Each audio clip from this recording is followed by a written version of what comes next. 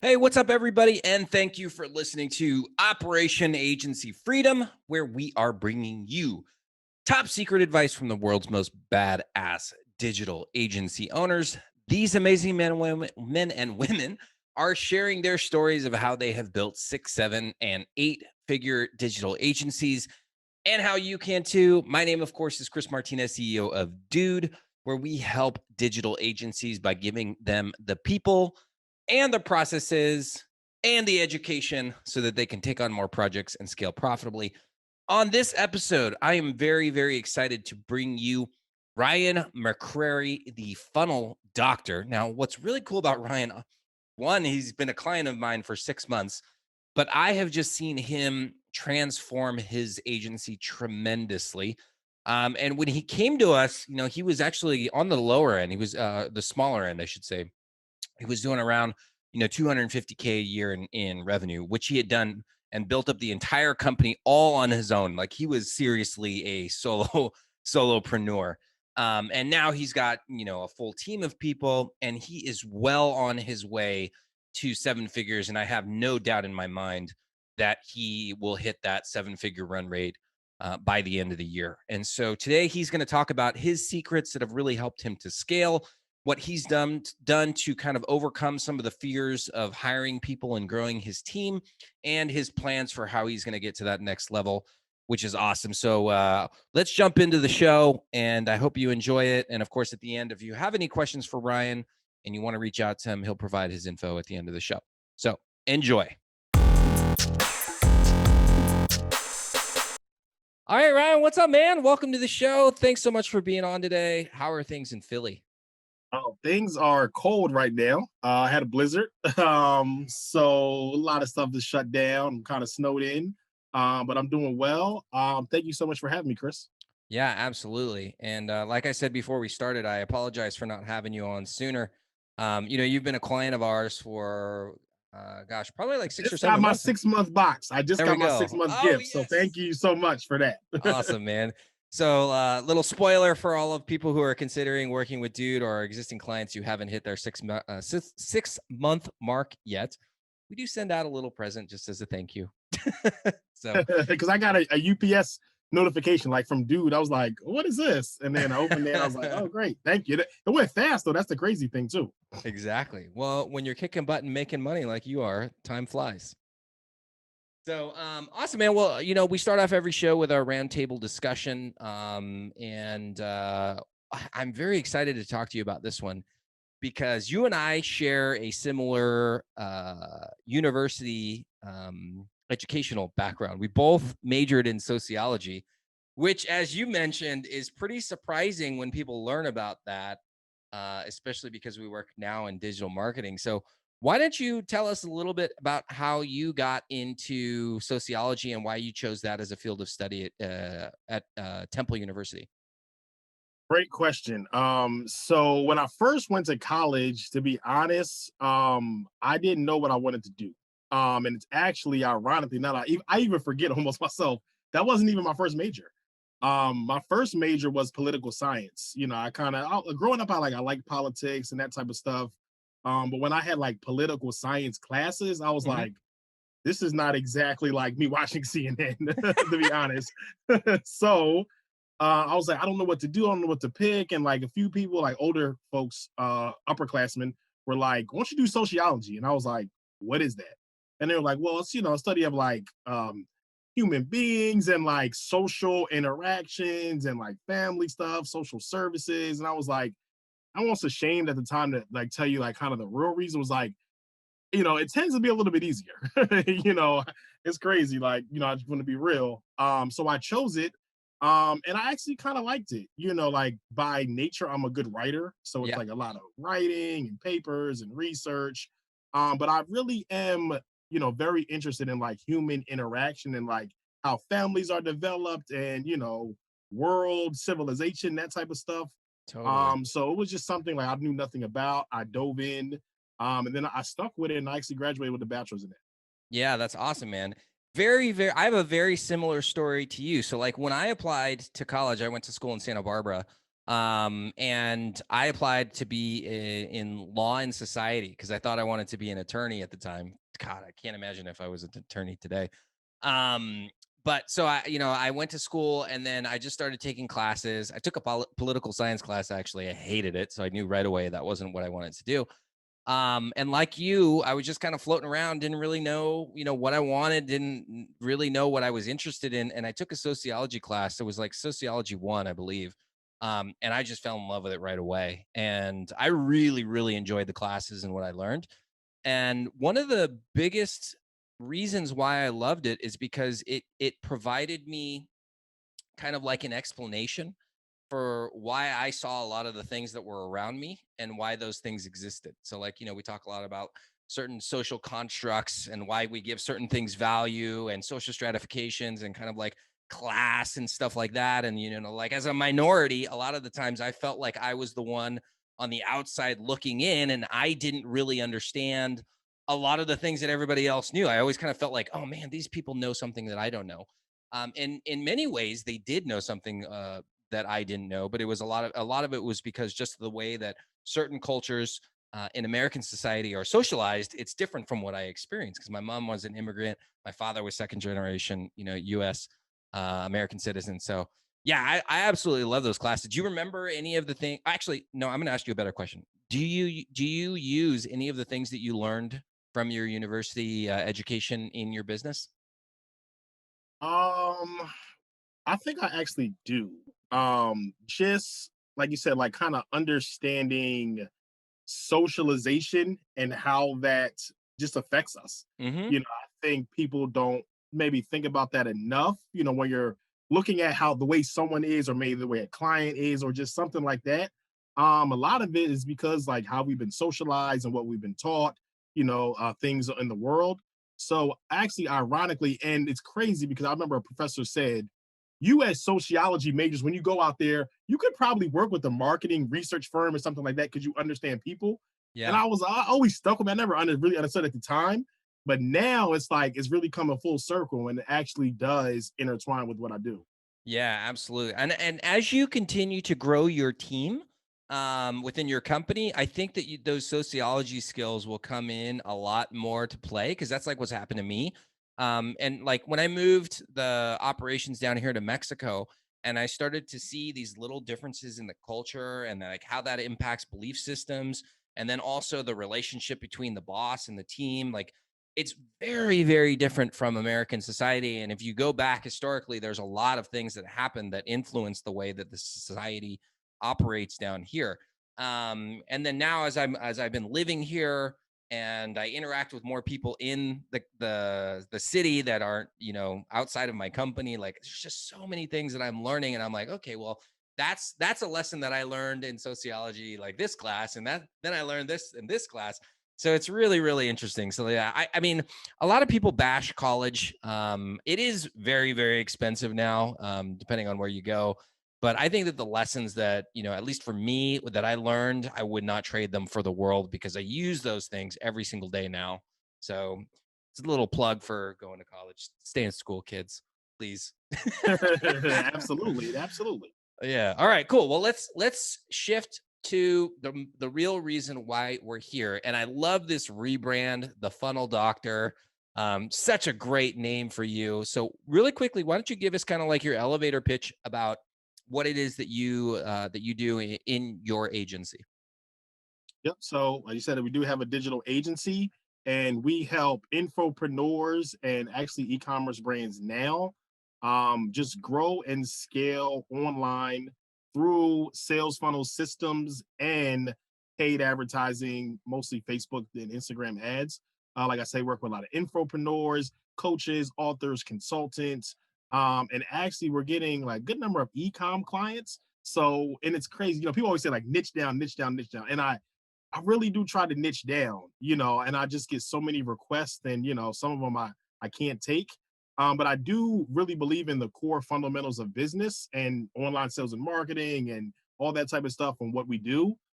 So even though we do serve different industries, different niches, I mean, the fundamentals of business, I feel honestly are the same. Like you need someone to know about that you exist.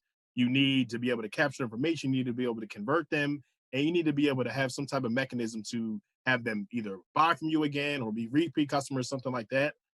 So that is what we do in our agency. Awesome, man. And I know that your business has changed kind of significantly over the past year or so, because it wasn't that long ago that you were not offering paid traffic. It was just building the funnels. So talk to us a little bit about how you came to that realization that you needed to add another layer to the agency. It really came down to getting more results for our clients.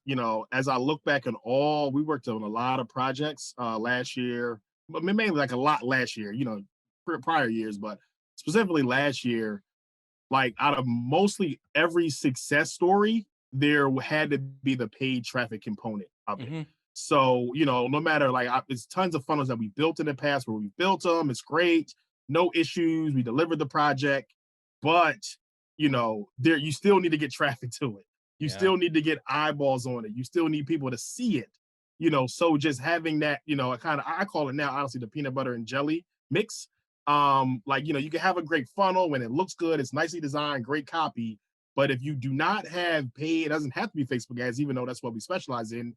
If you don't have paid traffic coming to your funnel, us building a funnel for you is not going to get you the result that you desire. So that's really like the main reason. Also, just really getting good at it, a knack, of it. Me actually having skin in the game, spending thousands of dollars a month on ads and testing things and using that as a driver of revenue in my own business. We just started getting more requests and just really started to offer that as like a real service. Awesome, man. So in terms of growth and scaling, how has that new product offering helped you to grow your agency? Great. And many different reasons. Number one, like the model for that comes with a monthly recurring revenue model. So that makes me sleep better at night. Number one, Absolutely. consistent revenue. And I think, it's created better success stories for clients. So that in turn have better referrals. We get tons of testimonials and all that type of stuff. And it's really just helped us grow and scale. And I'm not one dimensional, so like because we do get some people where it's like, well, I already got someone to build a funnel, or I already have an offer, I already have my Shopify store. Now we just need like traffic to it. Hmm. So I'm able to come in and like provide that as opposed to like before we have to turn them away or refer them. Yeah. So it kind of just, has more in the arsenal or more that we can do. Because we still, the ultimate result is to get people more leads, more sales and stuff like that. And it still coincides with what we already do with building funnels. Yeah, I love that. So when you add a new product line, you're usually adding more people to the team. And for, a while it was just you. And so like now you're also scaling up your labor. So talk to us about who are the people that are in your agency now that are helping you to continue to grow. Great question. So funnel builders, graphic designer, Facebook ad expert. Oh, I have to attribute all those folks to you. To be honest, a project coordinator, and I just hired a copywriter. Awesome. So like that. I mean, I knew, you know, last year was crazy. Like last year, I went from solopreneur to having team members. To be perfectly honest with you, but I knew in my mind, there's no way I could scale if I have to build every funnel. Yeah, It's absolutely. not possible. Even if it was possible, I don't want to do it. So that's what I had that in my mind was like, it's not possible for you to scale. So, and always for team building, I know a lot of people, it really comes down to the revenue and the money. Because I don't have enough money to hire, get people on the team and stuff like that. So it's like once I started making like 5 grand a week, I was like, that is not a barrier anymore. Right, right. But I know some people will be like, well, I'm making this, but I don't want to outsource or hire or 5 grand a week for me. I want to keep this all for myself. Exactly. Yeah, But yeah. you're gonna hit a ceiling. So that was just the main thing was like I know I cannot scale if I have to build every single funnel. So like most people don't have a clue about hiring. And when I started hiring team members, I didn't have a clue what I was doing.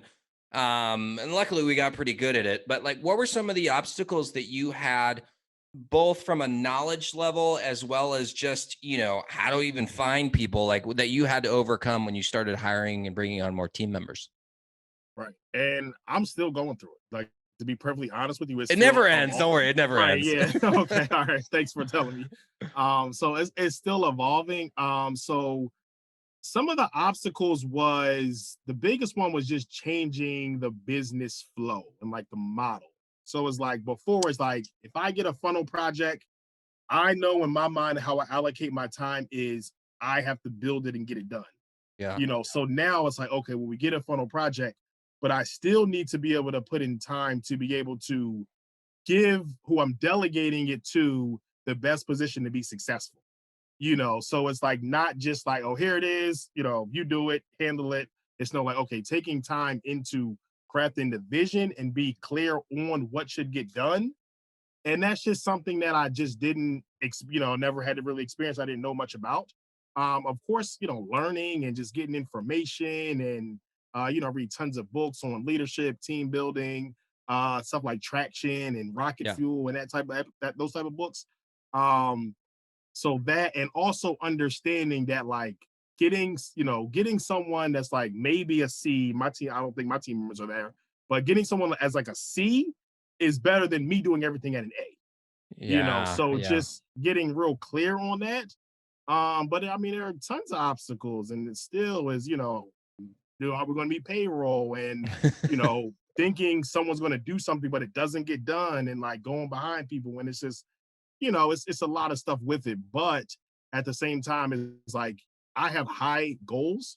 So it's no possible way to get there if you don't bring people on. And also understanding that if you bring someone on and they don't do the job right, like that's okay. You can get someone else, but don't say like, oh, well, team building don't work, whatever. Like I'm not hiring anybody else. Like, no, just try someone else. Yeah. Too many people throw in the towel way too quick. And then they're just, like you said, they hit a ceiling and they're stuck in the same spot.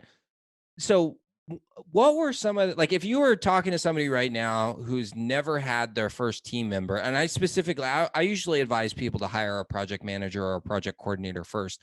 What advice would you give to that person who's looking to bring on that project manager or project coordinator based on your experience and what you've learned? Yeah, training is very, very important. Definitely training, and also, just having a good system. If you don't, you can have the best person, the best talent, but if you don't have like a good system, structure, SOPs, all that type of stuff, it's going to be a lot of confusion, and you're not going to be like they say in traction, like put the right people in the right seats. Hmm. So that's, definitely what I would say. Like I said, of course, training, don't give them too much like at a time. Yeah. That is something I was very, very careful of, especially like working with a lot of clients and some, high ticket clients. Like I'm real protective of that. So just kind of bringing them on gradually and shadowing you, and everything we do is in the virtual space. But that's like definitely what I would say, probably like some of the main things that I experienced. What is kind of like your process or your secret to creating SOPs for clients? Because a lot of the times, like you were talking about, like you have so much knowledge inside your own brain, and you've never actually had to put it down on paper. That process of just getting it out of your head can be very, very daunting for a lot of people. So, what do you do to kind of take your knowledge, give it to somebody else, and then remove yourself from that process so you're not well, one, you're passing on your knowledge, but two, you're also removing yourself as a bottleneck from the projects. Everything I do, I document and I record. Got it. So it's like whatever it is that I'm doing, it's getting recorded, screen shared, documented, put in the vault. Um, so running it like even, and that's something I actually learned, before I got someone, is just trying to run it where everything's not dependent on me. Yeah. But I think like documentation and like me, I'll be honest, like it's not anything like too formal. But we got tons of recordings, screen shares, quote unquote training. But I think documenting is the most important. Yeah, absolutely. That's what I tell people too. It's just like, when you're doing anything, just start recording it on Zoom, Like especially if it's something that, if you can find somebody to do it for 15 bucks an hour or less, get that thing off your plate. Even if it's an hour a day, that's 250 something hours a year. Like, get that off of your plate. So yeah, that's an absolutely fantastic tip. So let's talk about another aspect of what we like to kind of showcase on our show, which is profitability. So now that you've brought on more team members, talk to us about how that has impacted the bottom line, because obviously there's more expense with payroll and also tools to manage the team. But those people are enabling you to take on more projects and also focus on the high level stuff that you really should be doing as a CEO. So what has the impact been like for you and the company from a profit standpoint, from a net income standpoint? Yeah, I love that question. And to be honest, like the main thing that sticks out is not really agency related. Hmm. And I'll talk about that too, but it is like getting a good structure financially in books. Yeah. Um, getting your book straight. So I use like the profit first method. Yep. I don't know if you're familiar with that with Mike Absolutely. Michalowicz. Yeah. Yeah. So like just that alone helped out tremendously. I got a new CPA and stuff like that. So like having that structure like alone, and knowing that you really should only be operating on 30%. Like your COGS, cost of goods sold, should only be like 30%. Yeah. And like understanding that, even though to be honest, mine's higher than that right now, to be honest. But just knowing that in my head, but like you said, understanding that, in turn, these people should be able to bring on more, more revenue, which frees me up more to do more CEO things, which has been the case. Hmm. Um, but still, just understanding, and then looking at like how much you are paying someone, how many hours. And I know with what we do, it's a lot harder to track how many hours it might take, like on a project and stuff like that. So if we're building a funnel, really trying to figure out like, okay, how many hours did this really take? What am I paying someone per hour to do that? And just working that all within like other costs. Definitely, but for me, it's the biggest thing is having a structure, like a financial structure and system in place. Because that's helped me, having multiple accounts and things allocated, like this is for operating expenses, Hmm. my compensation, payroll, like all that type of stuff. If you're running it all out of one account, that's when it can definitely get tricky out there. Yeah, absolutely. So you obviously went through our mastermind group. You got to see the performa, and I'm glad you brought that up about the 30%. So one of the things that we teach people is that your cost of goods should be 30% or less. If it's higher, not the end of the world, but you should absolutely strive for getting it down to that 30% cost of goods. And what I've noticed with entrepreneurs is that we are fantastic at solving problems. Like, if we can identify the problem, we can figure out a way to fix it.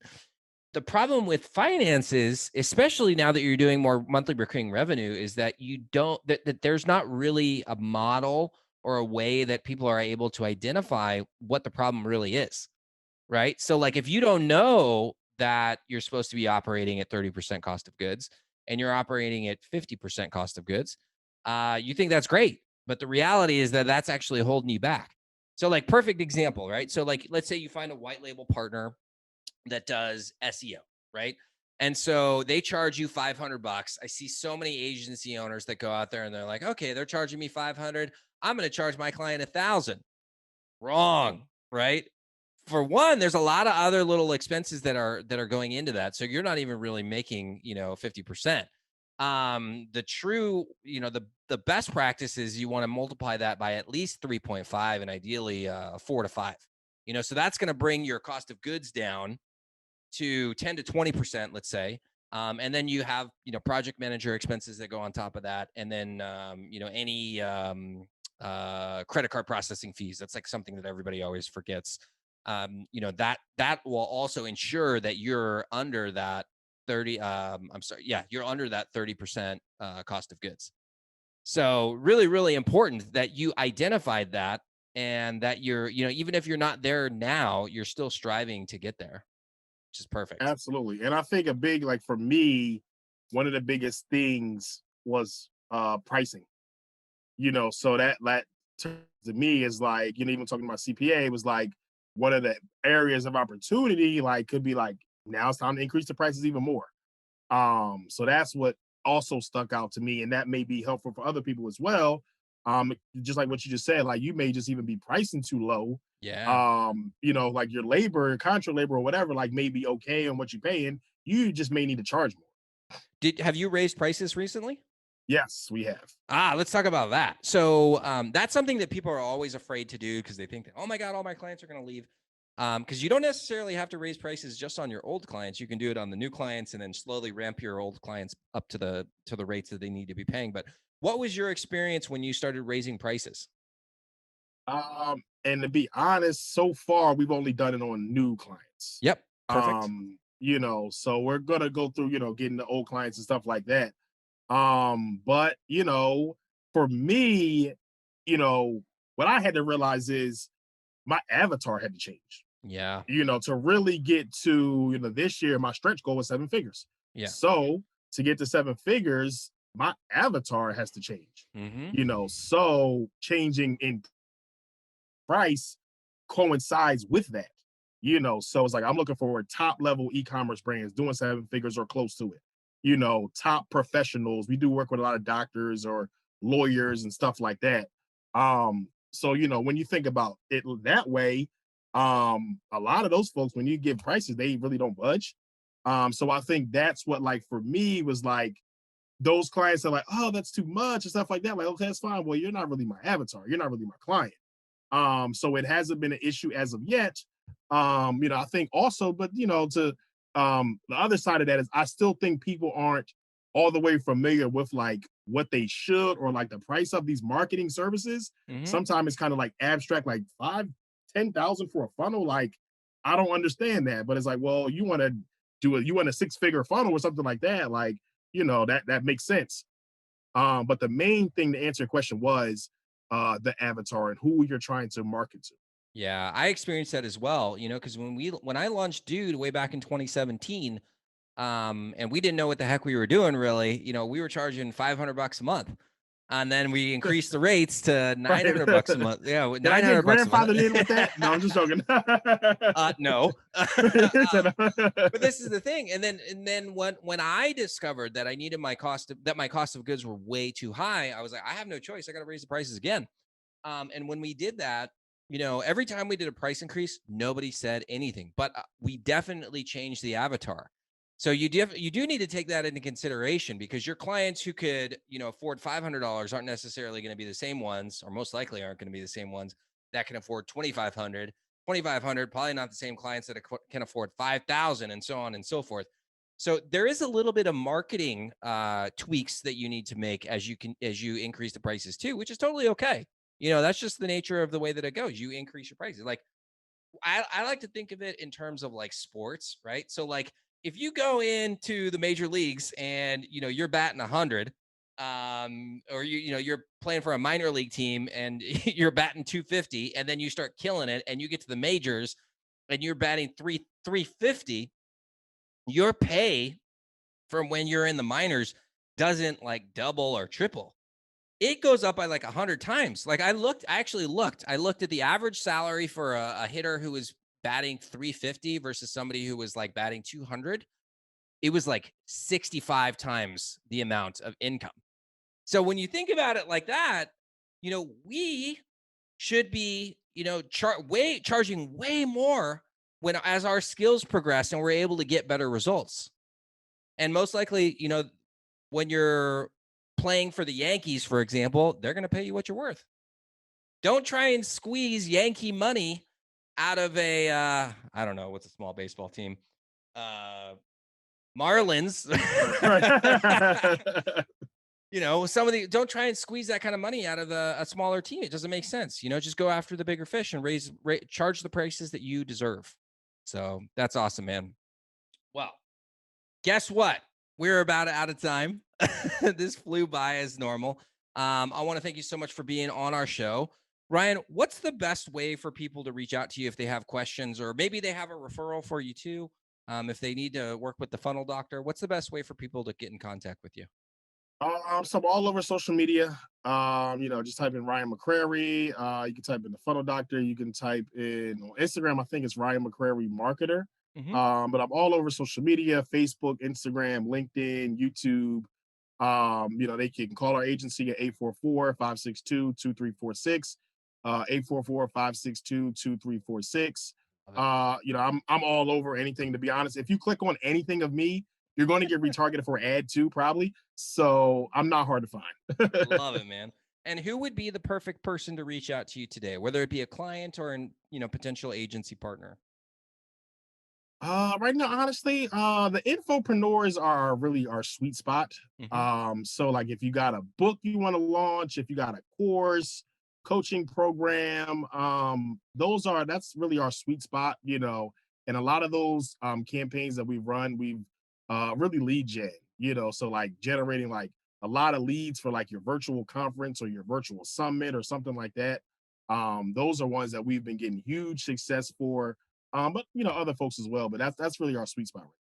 Awesome, man. Well, thank you so much for being on the show. We will definitely have you on again because I want to track your progress and share all of your success with everybody. So we'll definitely have you on the show again. To all of our listeners, thank you all for tuning in today, and make sure that you return next Thursday and every Thursday for the next episode of Operation Agency Freedom. Thanks, guys.